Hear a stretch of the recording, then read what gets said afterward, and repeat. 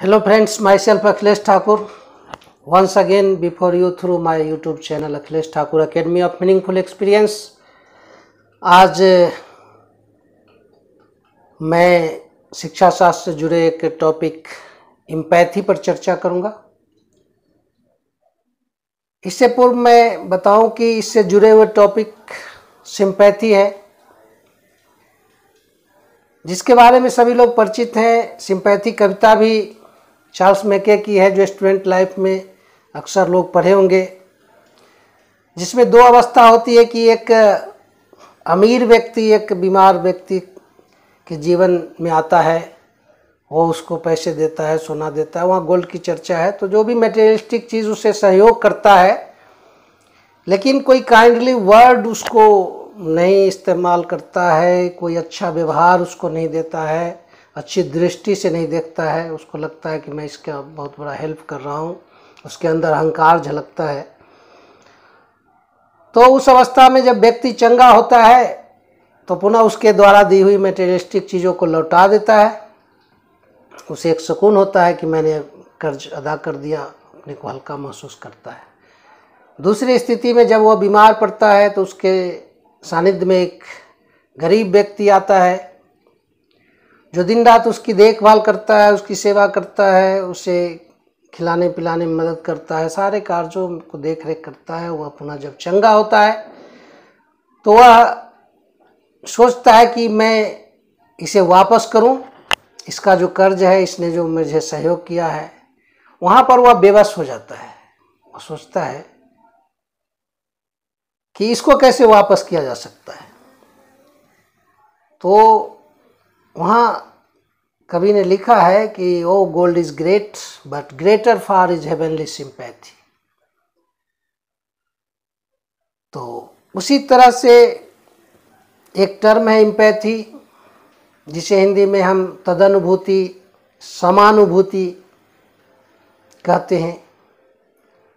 आज जो हमारे एक दूसरे के प्रति रिश्ते में तनाव आता है, वह इसलिए आता है कि हम दूसरे की अवस्था को समझ नहीं पाते हैं, उसकी पीड़ा को नहीं समझ पाते हैं। तो अगर हम तदनुभूति का प्रयोग अपने जीवन में करें, हम पीड़ित व्यक्ति के जगह पर खड़े होकर उसकी पीड़ा का एहसास करें, उसके दुख को महसूस करें, तो निश्चित रूप से हमारी आक्रामकता कम हो जाएगी, उसके प्रति हमारे व्यवहार में परिवर्तन आएगा। क्योंकि कहा गया है कि व्यवहार वैसा करिए जैसा आप दूसरों से अपेक्षा रखते हैं। अगर हम डबल स्टैंडर्ड हैं, हमारी परेशानी का कारण ये होता है कि हम दूसरों से अच्छी अपेक्षा करते हैं, अच्छे व्यवहार की, और हम दूसरे के साथ स्वयं उस तरह का व्यवहार नहीं करते हैं। तो वही कष्ट का कारण बनता है, रिश्ते में तनाव उत्पन्न करता है। तो तदनुभूति जो है, ये एम्पैथी है, ये व्यवहारिक जीवन में बहुत आवश्यक है कि हम पीड़ित व्यक्ति की अवस्था को समझें, उसके दर्द का हमें एहसास होना चाहिए, और उस दर्द का अगर उसकी पीड़ा का एहसास हमें हो जाएगा तो हम कभी भी उसे पीड़ित नहीं करना चाहेंगे। क्योंकि हर व्यक्ति के अंदर जो मानवता का एहसास है, वह कहीं न कहीं चाहता है कि हम दूसरे को हर्ट न करें। और यह तभी होगा जब हम उस व्यक्ति के स्थान पर खड़े होकर उसकी पीड़ा का एहसास कर पाएंगे। यहाँ मैं एक कहानी से रिलेट करना चाहूँगा कि यात्रा के दौरान कुछ लोग ट्रेन से सफ़र कर रहे थे। उसी बॉगी में एक व्यक्ति आता है। वह निढाल होकर बैठ जाता है, उसकी आंखें बंद हो जाती है। उसके साथ 2-3 बच्चे हैं छोटे छोटे, जो आसपास के यात्रियों को बाल सुलभ हरकतों से परेशान करते हैं, और उनकी हरकतों से परेशान होकर अगल बगल का 1-2 व्यक्ति जो हैं उसे झकझोर कर जगाते हैं, कहते हैं कि आपके बच्चे इस तरह कर रहे हैं, आपको कुछ करना चाहिए। तो वह व्यक्ति आंखें खोलता है और बोलता है कि हाँ, हमें कुछ करना चाहिए,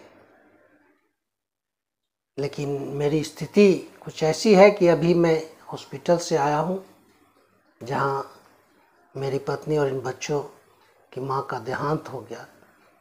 इतना सुनते ही सारे व्यक्ति के मन में एक समानुभूति उत्पन्न होती है कि इसकी तो पीड़ा असह्य है, जहाँ इतने बच्चे अनाथ हो गए, उन सारे की जिम्मेवारी इस व्यक्ति पर आई है। और सबका व्यवहार बदल जाता है।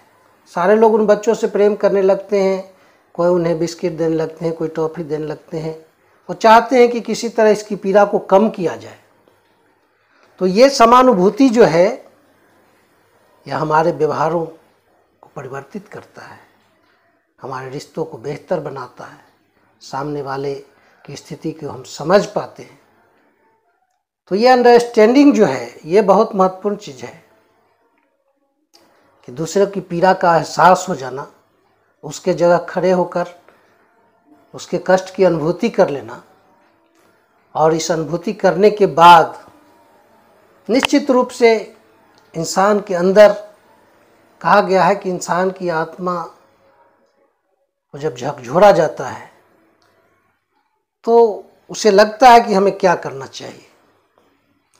उसके अंदर जो डबल स्टैंडर्ड होता है, दूसरों के लिए जो अलग पैमाना होता है, वो बदल जाता है। वो सोचता है कि काश मैं इसकी मदद कर पाऊँ, इसके दुख को कम कर पाऊँ, और यही एहसास उसको अच्छे व्यवहार के लिए प्रेरित करता है। जब भावावेश में, क्रोध में आकर आदमी एक दूसरे से झगड़ बैठता है, कुछ उस पर अगले व्यक्ति पर प्रहार कर बैठता है, और जब किसी का कभी ब्लीडिंग हो जाता है तो उस समय वो घबरा जाता है कि काश मैंने क्रोध के कारण ऐसा क्या कर बैठा, मुझे ऐसा नहीं करना चाहिए। तो वहाँ उसको तदनुभूति होती है, समानुभूति होती है, एम्पैथी का एहसास होता है, वह दूसरे की अवस्था को समझ सकता है। तो कई जगह एक पति पत्नी की एक फिल्म मैंने देखा था कि उसका दोनों पति पत्नी अलग रह रहे थे किस कारणवश, और जब पति का एक्सीडेंट होता है, वो हॉस्पिटल में भर्ती होता है, तो पत्नी मिलने जाती है, तो बोलता है कि काश अगर मैं जानता कि मेरे ये जख्म तुझे यहाँ तक खींच लाएंगे तो मैं बहुत पहले अपने शरीर को जख्मों से भर लिया होता। तो ये फिल्मों की बात है कि वहाँ भी एहसास कराया जाता है कि ये जो एम्पैथी है, दूसरों की दर्द को महसूस कर पाना, कि कहीं ना कहीं लोग जब साथ साथ होते हैं तो एक दूसरे के दुख दर्द को शेयर करते हैं, और दुख बांटने से दुख आधा हो जाता है। कहा गया है कि सुख बांटने से सुख दूना होता है, और दुख बांटने से दुख आधा हो जाता है। कोई हमराज चाहिए, कोई हमसफ़र चाहिए, कोई अंडरस्टैंड एक दूसरे को कर पाए, समझे, दोस्तों के बीच हो, पति पत्नी के बीच हो, भाई भाई के बीच हो। तो बहुत सारे पीयर रिलेशंस हमारे हैं जहाँ समानुभूति के अभाव में रिश्ते बिगड़ते हैं, वहाँ एक दूसरे को लोग समझ नहीं पाते हैं। तो ये एक दूसरे को समझने की बहुत ज़रूरत है, और तदनुरूप जब हम आचरण करते हैं तदनुभूति के माध्यम से, तो हमारे रिश्तों में बदलाव आता है, तनाव दूर होते हैं, हम एक दूसरे के प्रति बेहतर समझ बनाते हैं, और एक दूसरे के हेल्पफुल हो जाते हैं। तो ये एम्पैथी का हमारे जीवन में बहुत महत्व है, जिसे हमें अपने व्यवहार में उतारना चाहिए, और एक दूसरे की अवस्था को समझना बहुत ज़रूरी है, ताकि हम अच्छे व्यवहार कर पाएँ। धन्यवाद।